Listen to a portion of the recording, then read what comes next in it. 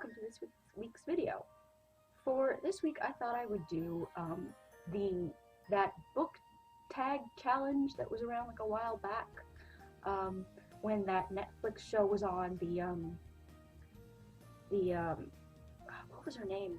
Marie Kondo, and she was on Netflix. I forget what the name of the show was, but she was all about like simple living and getting rid of things that did not spark joy. And so somebody decided to, there was this one part where she was getting this person to get rid of all their books, and that they only needed like 30 books. And well, the book community went like insane. Like, how dare she? And like, you know, this is like an insult to readers, and like, what is she talking about? And I went, yeah, because like this, my keeper shelf is there, and that's the books that I still have to read. That's my TBR shelf. So that's just like, I could not imagine, you know, just having 30 books. I mean, like, are you insane? Most readers have like 30 books by like their night table that they're reading on the go at any one time. So I thought that it would be fun to do this tag challenge thing that somebody came up with a while back, and it was if you only had 30 books, if you could only keep 30 books from your keeper shelf, 30 books that you love the most, and you had to get rid of all the others, which 30 books would they be? Now, I have 30 books here. However, some of them are first books in, or like certain like favorite books in series. So I will pick like that one book. But in my head, I'm like, well, that's one book, but technically I would keep the whole series. So in my head, I'm cheating, but I will show off just the one book and keep it to 30. So we will start with the first book that in my head I'm cheating with, because I would keep the whole series. But for the purposes of this video, the first book of my 30 is Diana Gabaldon's Outlander. And we all know the story. I'm not going to read all the blurbs in the back because there's 30 books, and this would be like a very long video. Jamie and Claire goes through the stones. Fantastic TV show led by two gorgeous, very gorgeous people. So that's number one. Number two would be Unclench Your Buttholes, and just Too Deep for Tears by Catherine Lynn Davis. Yes, I am aware of the controversy. Yes, I understand why it's upsetting to some people. Yes, I totally respect that. However, what I don't care about is the fact that, yes, you have your right to your opinion, and you just keep your opinion over there. In many ways, I share your opinion, but that does not diminish my enjoyment of this book. I love this book so much. Three sisters who I don't think at the beginning know that they're sisters, and one of them is an Asian woman, Chinese, yeah, and they are all, it's sort of like them like meeting each other and coming together, and yeah, I love this book so much. Yes, I'm aware of the controversy. Nah. Still love it. Will always love it. Next is Jacqueline Briskin's The Naked Heart. This was one of the first sort of World War II set Nazi Germany themed books that I ever read, and it left like such an impact on me. It's about these two friends, and one of them is taken like into the camps, and just it is just like brutalized, and just I think her father is betrayed by I think the parents of the girl who becomes her best friend. So it's sort of like her taking revenge on on like the friend, but still, like, it's just one of those like sort of like women's fiction friendships and like betrayals, and like it's just fantastic. I love this book so much. Another is Summer of the Soldiers by Sandra Chastain. Another sort of group of friends during the summer, and each of them, I think, falls in love with a soldier. But yeah, and it's what is it, a contemporary? Well, I think it's like 60s, 70s. Was it World War II? I'm not sure. It's on my keeper shelf. 54. It's in the 50s.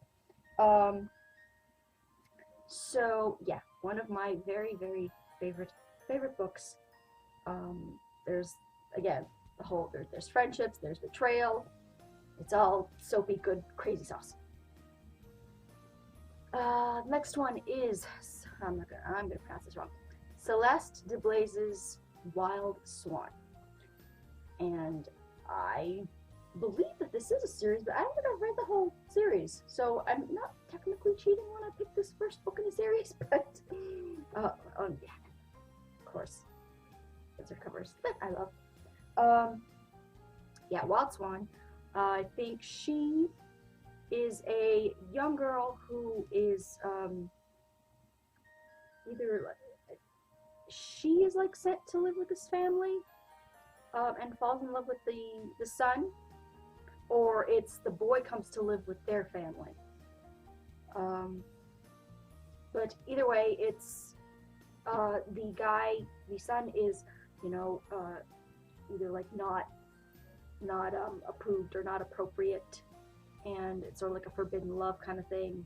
And it's a wonderful start to a series that I need to catch up on. I need to read the other books in this series, because apparently there's more to their story. And yeah, there's a guy, St. John, I think, who is also in love with her, and I think they get married, or I think he wants to marry her. She's like engaged to marry him, but she's in love with the other guy, and it's wonderful. The next one, Bad Girls, Good Women by Rosie Thomas. I love this book so much.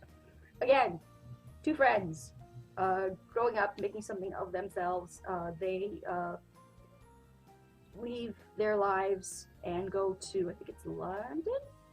Yeah, and sort of like build up these like glamorous lives. I think one of the characters, she becomes an actress, and she's the one who sort of like has this like need for like this glamorous life, and she sort of like brings the other one along. And the other one, Julie, I believe. Yes, Julia. She falls in love with this pilot, but I think he dies. I think he dies. And then she marries this composer, and I love their story so much. And it's like there's like betrayal, and then like him, like them sort of like working to like get back together, and her like I think struggling to give him her whole heart, and yeah, and Maddie, the actress, just has like this crazy sauce, which Julia does too. But yeah, love this book so very much. Next one is my favorite Lisa Kleypas, and it's Seduce Me at Sunrise, another beautiful insert cover, and it's Kev that is the gypsy boy. For some reason, I always thought it was this guy. I think she has a character Cam, unless it's a different series that I'm thinking about. But it's Kev and Winnie, and yeah, he's like this gypsy boy, and totally like inappropriate for her by society standards. But so yeah, Seduce Me at Sunrise. Oh, it's beautiful. It's beautiful. It's beautiful. Butterfly by Catherine Harvey. Y'all, I love all of them.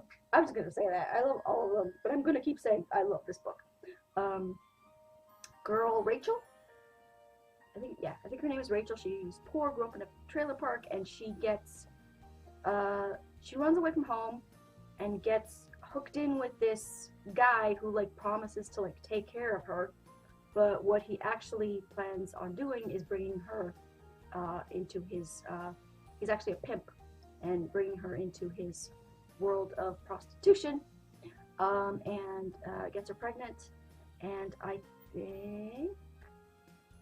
think she loses the baby, and she sort of like realizes like what is like, I think she tries to get away from him, and I think it's like his fault that she loses the baby, or he's just an evil man, and she makes it her mission to get revenge on him, and oh boy, howdy does she. She becomes this like kind of like a madam, but she becomes this woman who like runs a pleasure house, but it's to provide pleasure for women. So it's not like she provides like fantasies for women, and it's not like the way that he was doing, in that like she doesn't abuse her clients. They are there because they want to be there, and I think they know about her revenge scheme, and they want to help her reach the revenge scheme, or with the revenge scheme. And yeah, the pimp guy like reinvents himself as like this preacher dude, and it's just, oh, it's so like crazy sauce and like just like so good. Next we have Elizabeth Adler's Legacy of Secrets, and it's this woman that all these men love, and she's in love with this one guy, but he's poor and not of her station, and I think she's not the nicest girl, in that I think she either like wants to marry someone rich and powerful, so I think something happens and she wrongly names the poor boy as like the person who did the wrong thing, and sort of like ruins his life, but I think I don't remember if she was like pressured to name him. I think she was pressured to name him by her family, and I think she always regrets it and sort of like loses the love of her life because of like what she did, and it sort of like reverberates down the generations, and it's just, oh, it's so good. Wonderful. Next we have Julia Quinn's When He Was Wicked, my favorite Julia Quinn, and it's not one of the like more known Bridgerton brothers, It's actually Francesca Bridgerton, the cousin, that we get a little glimpse at in the Netflix series. I think she's pretty young in the Netflix series, so I'm not sure if we're going to get to her and Michael's story. But oh, Michael is everything. He is in love with her. I think they meet on the day of her wedding to like his cousin, and he immediately falls in love with her. But of course, he is a gentleman, so he never ever speaks of his love. And then her husband dies, and it's sort of that he has like that guilt of loving her and like feeling like he's betraying his cousin's memory. And it's just angsty and beautiful. It's so good. It's my favorite Julia Quinn. Next is Sins by Judith Gould. And again, this is another sort of World War II set. It starts off in World War II, and it's this girl who, after she loses her family to the Nazis, she endures like atrocious things, and she rises herself up to become this successful, they're like fashion house or magazine,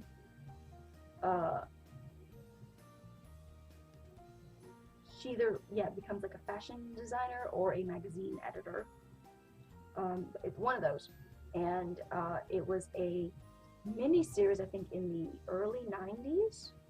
Mid-90s maybe? It was in the 90s, and it was with Catherine Mary Stewart, which my mother told me she played the original Kayla on Days of Our Lives before Mary Beth Evans, and as like the young Catherine Mary Stewart plays the young Helene in this in the miniseries, and then Joan Collins plays her as an older adult. So good. The miniseries is so good. The book is so good. I love it immensely.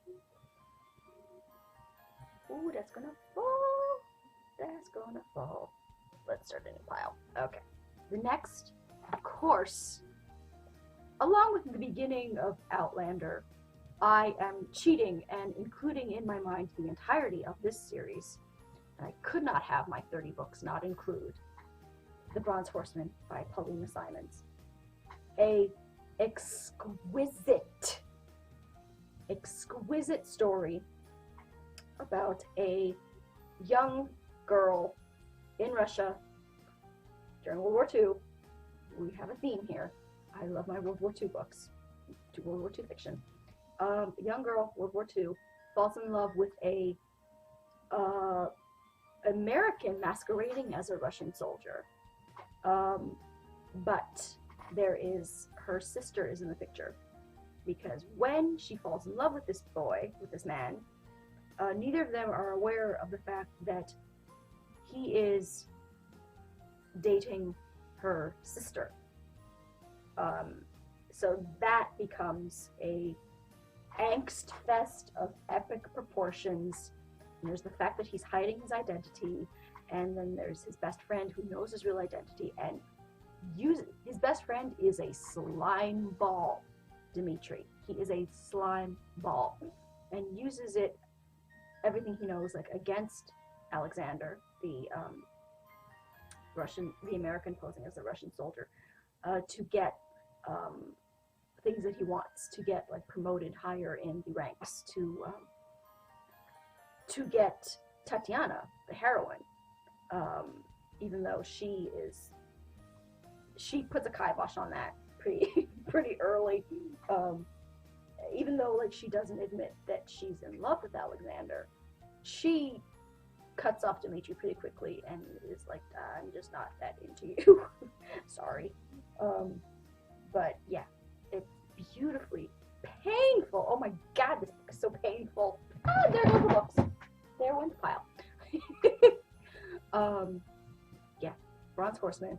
But in my head I'm cheating, and I'm adding the sequel, Tatiana and Alexander, and the third book, The Summer Garden, and the cookbook, Tatiana's Table. In my head, I'm totally cheating. So, there. Let's see how we're gonna... they fell down. Same with this one. It's the first book in that crazy sauce, the book that started the crazy sauce for B.C. Andrews readers, Flowers in the Attic. And I thought this was the one that had the like insert cover, because there's the one with like the insert cover where it's just her face and then you open it up and it's like the whole creepy family, and it's like that's what's like on the inside. And it's 4 kids hidden in their grandfather's attic, tormented by their grandmother, because their mother wants her inheritance, and the only way she can inherit everything is if she had no children with her husband, who was actually her uncle. And there's incesting all up in here, and so she hides away the kids for like 4 years, right when they're going through puberty. So when the sexual feelings start to develop between the siblings, the only other guy that the girl sees is her brother, and it all gets crazy sauce up in here, and it lasts for like 4 or 5 books, and it's fantastic. Y'all, I have no problem with fictional incest. None. I don't like Jon Snow and Dany, Game of Thrones. I had no problem with that at all. None. Jaime and Cersei, I had no problem with that. She was an evil bitch, but I had no problem with the fact that she was stooping her brother. Was not the issue for me. It was the fact that she was an evil bitch. But yeah, so fictional incest, I'm on board with. Real incest, y'all need some therapy and just stop that. That's not okay. But yeah, Flowers in the Attic, totally okay. Next, we have Jackie Collins' Chances. And this is sort of Gino and Lucky's story, sort of like mixed, because it starts with Gino and you get his story, making something of himself in like the mobster world, and his daughter growing up in that world as like a mafia princess, and it, then like them like trying to like break away from that and go clean, and it's just wonderful. I love my World War II romances. I love my mafia stories, especially when they're mixed, like mafia romances. Oh my god, I love them so much. And in my estimation, there weren't enough of them, so I wrote a mafia romance series called Blood Vows. If you're new here, there's the vendetta, the betrayal, and the secret. And if you haven't seen, I think I still have to make the announcement on YouTube. But yeah, there's a little announcement coming that I'm not going to spoil here. So yeah, there's 3 books so far, and that's all I'm going to say about that. Blood Vows, the vendetta, the betrayal, the secret. If you want to go check those out, if you love mob romances, Amazon, EJ. But yes, this I think started my love of mafia fiction, mafia romances. Favorite. Yeah, love it. Next, we have Leah's Journey by Gloria Goldreich. Again, set during, I believe, World War II. Yeah, because I think it starts, she's in Poland? Russia. Old Russia. Where they're, what was the, I'm going to pronounce this wrong and I apologize. The Pogrom? P-O-G-O-M, I think it was, and where there was like a lot of like killing and like burning of villages, and just, it was terrible, and she, I think, manages to escape and go to the States, to New York, and it's just like during like World War II, and then World War II comes, and she's, I think she's like, struggling to keep her Jewish identity, and I think she gets married, and she falls in love with this other guy though, but it's she loves her husband, but she loves this other guy, and it's just her sort of like navigating that and just becoming this incredible woman. It's, yeah, one of my absolute favorite books. Next, we have Virgin by Mary Elizabeth Murphy. And it is actually a religious thriller. And I have a few religious thrillers. Those are my favorite, sort of, because I'm not like a big mystery reader, but I do love thrillers with like a religious element, like Steve Barry's The Third Secret, which is on there, and I had a real hard time choosing between the two, but I settled on Virgin because it's, I think they find her body, this priest and I believe this nun find a body the preserved body of the Virgin Mary after these people like found these ancient scrolls, and so like they go on this like journey of this hunt to find what this secret is or what have you, and so they find her body, and it's sort of what that means, and what would happen if that, you know, the idea of like, do we release that knowledge to the world? Do we not? Then like miracles start happening with people who like come in contact with, I think, do they come in contact with the body? Yeah, I think her remains are like in this small church, and then people like, they go to the small church. I don't think they know that the body is there, but then like all these miracles start happening. So this is like so up my alley. I have this old book that I'm looking to republish, and it's called Four Winds of Heaven, and it's sort of that I wrote. It's sort of like the same sort of genre, like sort of supernatural, religious thriller type, and hopefully I will re-release that again sometime down the line. But love this book so much. Next we have Patricia Rice's Wayward Angel. I love this book.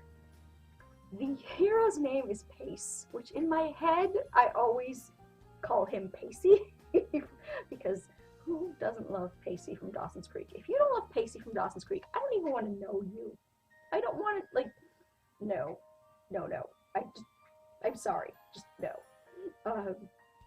I liked Dawson, don't get me wrong, but Pacey had my heart, please. And this is a young little girl. Yeah, she's a young little Quaker girl who befriends this older, sort of from the wrong side of the tracks boy, and sort of as they grow older, a romance develops, and it's beautiful, and there's angst, and it's just love it. I've read I think a few other Patricia Rice books, but this one is absolutely my favorite. Next we have Catherine Anderson's Simply Love, and I have a few Catherine Andersons on my bookshelf because this woman does like emotional, there's sexy times, but that's like, you know, it's romance, so but they're not, I don't think they're like that, it's not like erotica, it's not they're not like particularly explicit, but it's more like a sort of an emotional passion kind of thing, where I think that it's not like not explicit, but kind of hard to explain. But yeah, I picked Simply Love specifically for the scene with towards the end with yeah, this girl. She is like this you know, pure, like, innocent girl, yeah. And he like becomes like obsessed with her, and he owns or is the heir to the mine where they live, like their town, and he sort of, his family like sort of like owns the mine, and it's like he's not a nice man. He is not a nice man, but he is redeemed by her love. I know that there's a lot of women who sort of like don't like that trope, but again, it's one of those things that I'm fine with it in fiction. I think in real life, it really shouldn't be left up to me to redeem a man. He should be willing to, you know, not be an asshat on his own. But in fiction, I'm okay with it, and I picked this one for the ending scene of his groveling. One of the best groveling scenes I've read in romance fiction. One of the best. Another of the best is in this pile. But yes, Catherine Anderson's Simply Love. Next is Jennifer Wilde's The Slipper. And again, it's one of those best friends growing up and becoming like successful together, and they each have like their own sort of like you're following each of them on their journey, and it's all soapy crazy sauce, and it's fantastic. Next, Kristen Hanna. Oh, she of the emotional Costco box size of tissues. It's two brothers in love with this girl. One of them becomes a priest, and I can't really say much more about that without spoiling it. And the other one does, let's just say the other one does not become a priest. I think he becomes an actor, and then he sort of like goes down like the wrong path, and it's, yeah, and then there's just crazy sauce, and there's emotions, and there's crying, and it's Kristen Hanna. So there you go. Next, here we go. Lorraine Heath's To Marry an Heiress. I think it's, yeah, it's an arranged marriage trope, and this is the other book that, in my opinion, has one of the best grovel scenes at the end. So it's this one and Catherine Anderson's Simply Love that are like two of the best grovel scenes that I've read in fiction, period. Yeah, and I think he is, he has problems, because I think he believes that like his father either like killed someone or needs to like, yeah, he has very much many problems. Next we have Sleepers by Lorenzo Carpentier, and I love this book because I love the movie, and it's just these, and it's based on the true story, but some people put quotes around that because they don't believe it was based on a true story. To which I say, what world do you live in that you think that this could not be possible? It's four boys who grew up in Hell's Kitchen, and they pull a prank that goes horribly wrong, and a gentleman, I believe, almost dies. So they get sent to this reform school, which is this horrific place where they are beaten and abused and raped, and it's just horrible, horrible. And then as adults, they get the chance to take revenge on the guards, and just the place as a whole. And it's just beautiful and powerful and just emotional, and people who are like that they don't believe this actually happened. I'm like, you know, get out of your ivory tower. Read the newspaper. Like, read something besides the Wall Street Stock Exchange, maybe beyond the like society and business pages,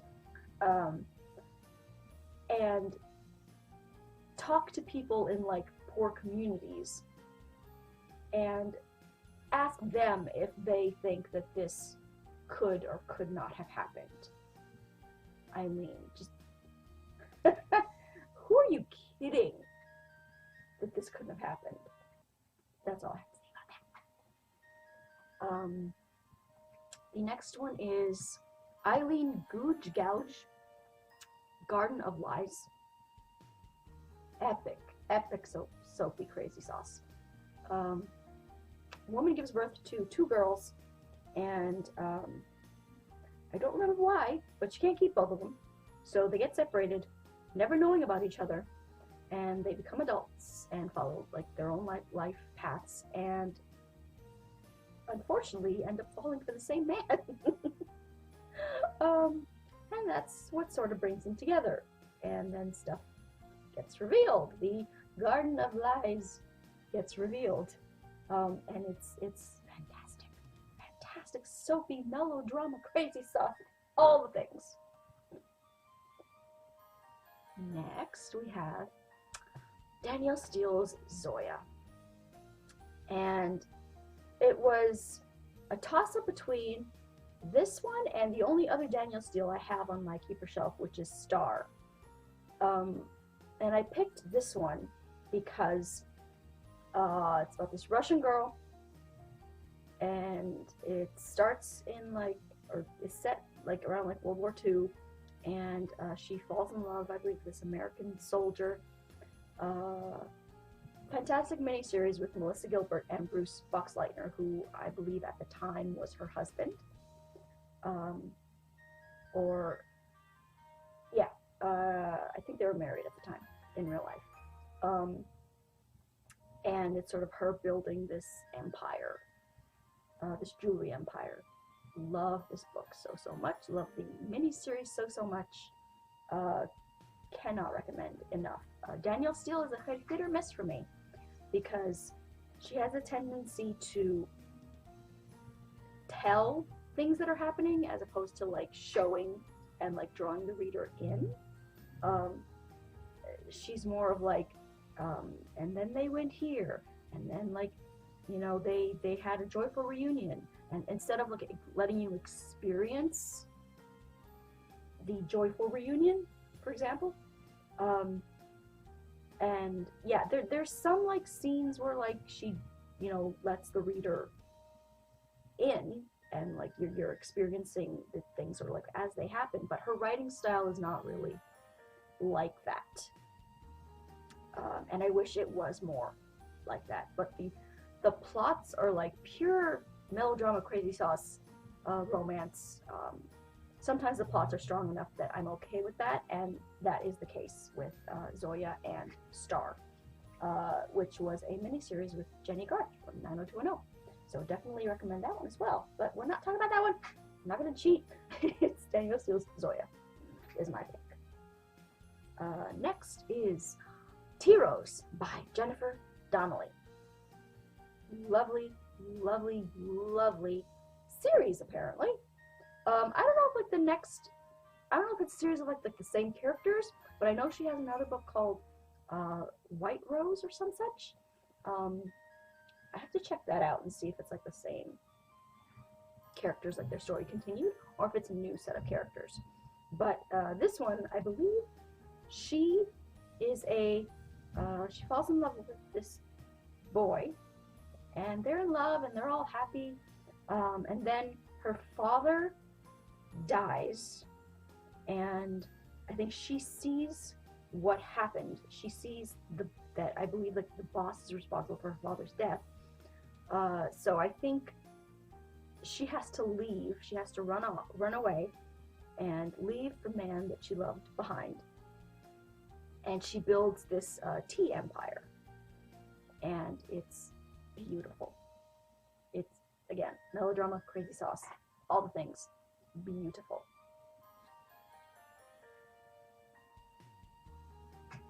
Next, we're getting into like the bigger paperback or hardcover-ish ones now.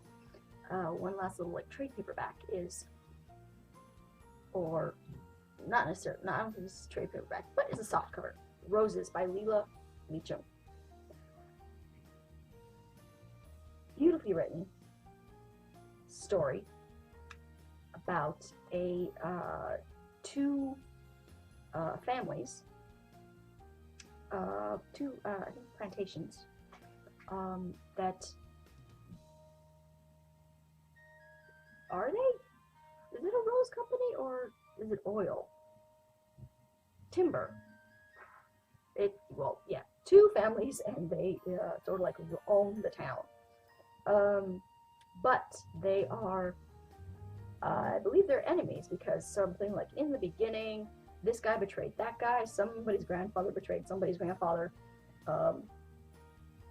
and they, roses are sort of like at the foundation of, I think it's her family that grows the roses, and his is in like timber. And sort of ways that they like communicate with each other is like, this rose means this, and this color rose means that. And it's just this angsty, melodramatic. I love me my crazy sauce. Secrets, children who are born of people that they're not supposed to be born into. Secrets coming out. And generations of secrets and generations being affected, and all the good things. I remember I did a review for another of her books, Titans, which did not work for me at all. In fact, I called that book Titans. Everyone who raised you is crap. Hated that book. Loved this one. So cannot recommend this one enough. That. Now we're getting into the hardcovers. My favorite, Lavrel Spencer, is The Fulfillment. And this is a hard one.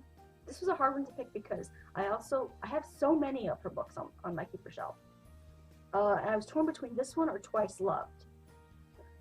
This one won. It's a woman who she's married, but I think it's he that cannot father children. So for him to be able to leave his, I think they live on a ranch, for him to be able to have an heir, he asks his brother to provide that heir with his wife, with the initial guy's wife. So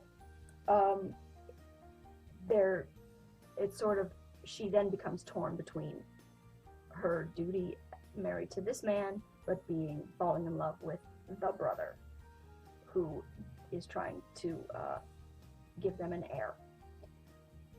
Wonderful, wonderful, angsty, beautiful. Let's try to put that over there so that doesn't topple over. Favorite, Julie Garwood for The Roses. I think she's more into romantic suspense now. I don't think she writes historicals anymore, which makes me sad because I loved her historicals so very much. There's this one and Bride and the Secret. This one's my favorite. It's this baby girl who gets dropped off and raised in this family with four boys, and they all fall in love with her, if I remember correctly. And I think she falls in love with one of them.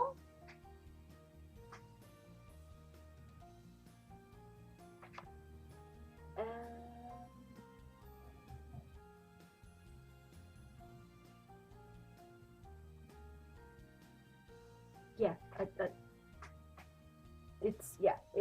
I love this book so very much. Historical romance. I wish she wrote more, but she's in like romantic suspense now, which I think I tried. I think the first one of hers was Ransom, and I tried that one, liked it, but again, I'm not a big romantic suspense person. Yeah, so love that one.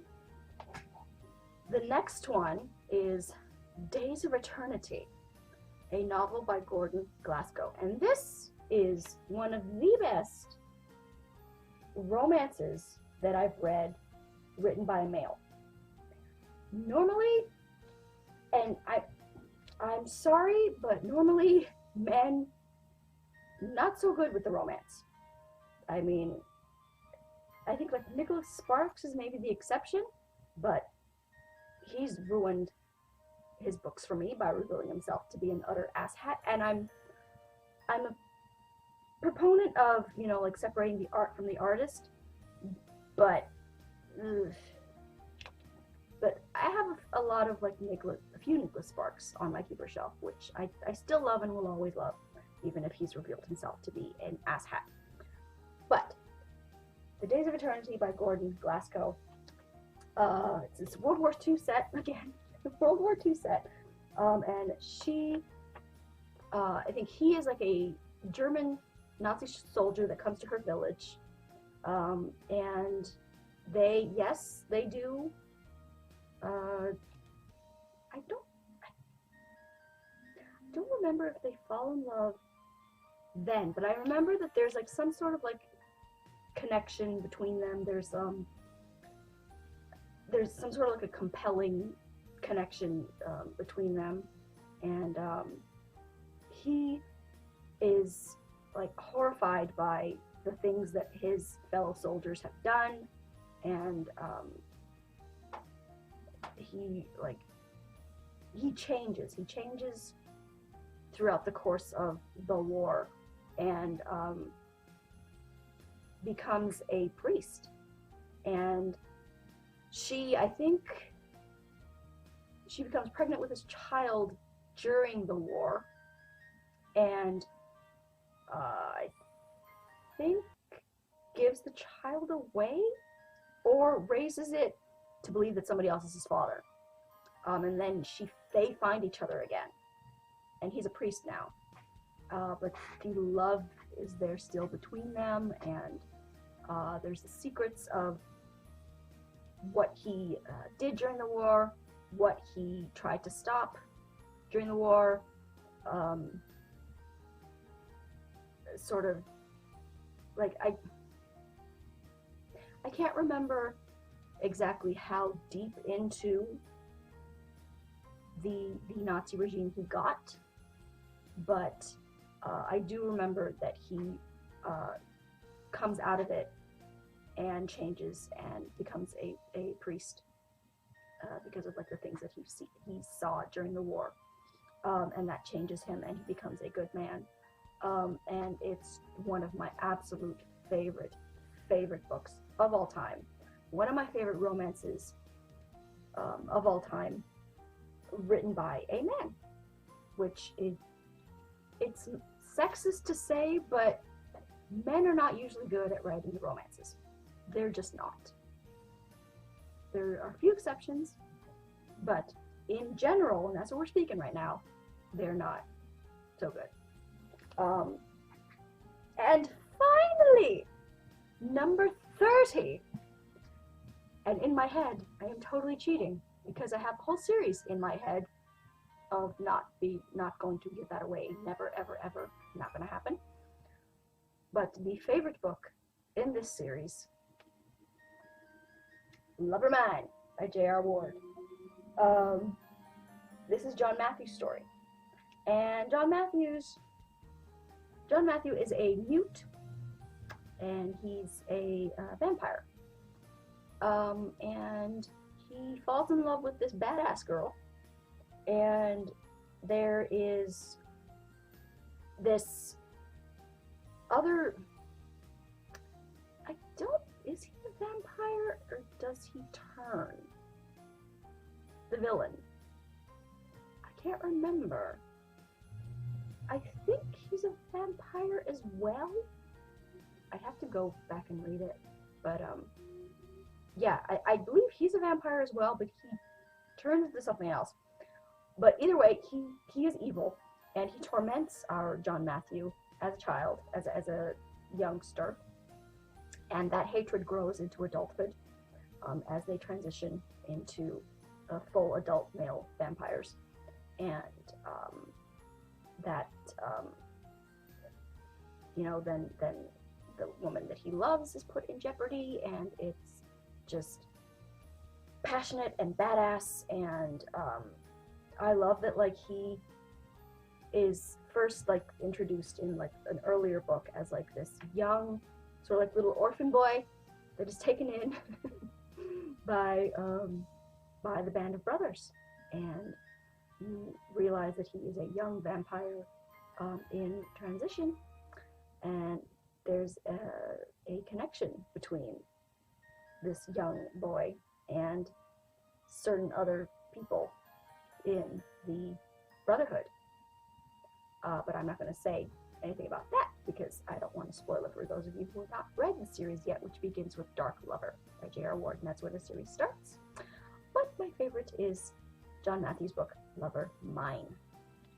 So, those are my 30 books that I would keep if I had to give away all my others, with the caveat that I am totally cheating with the series books, because I would totally keep the series and Marie Kondo could kiss my fanny, kiss my butt, because ain't nobody giving away my books. And I think a lot of us romance readers felt that same way. So, yeah, I tried to give like an overview of like each book without like reading all the blurbs, because this would be a much longer video than it already is. We're at 52 minutes, and that was me trying to be quick, but giving you a good sense of what the books were about, and hopefully I did that. Let me know if you've read any of these books. Let me know if like the series is, if you would pick other books in those series instead of the ones I picked. And that's going to be it for this week's video. And yeah, look for that video announcement for Blood Vows, my mob romance series, because I have an announcement about the next book in that series, and there will be a next book in that series because I'm working on it now. But I'm not going to tell you more about that. That'll be like a separate video. So make sure you're subscribed for other book-related videos on here, and just sort of like ranty McRant videos on here. Videos about the shows that I'm watching. Reaction videos to those shows. Yeah, and just sort of general mayhem and opinions and such. So, make sure you're subscribed. Follow me on Twitter at twitter.com/authorejamie. Like my Facebook page at facebook.com/authorejamie. And I will talk to you guys next time. 30 books. That would never happen. Never, never, never. Bye.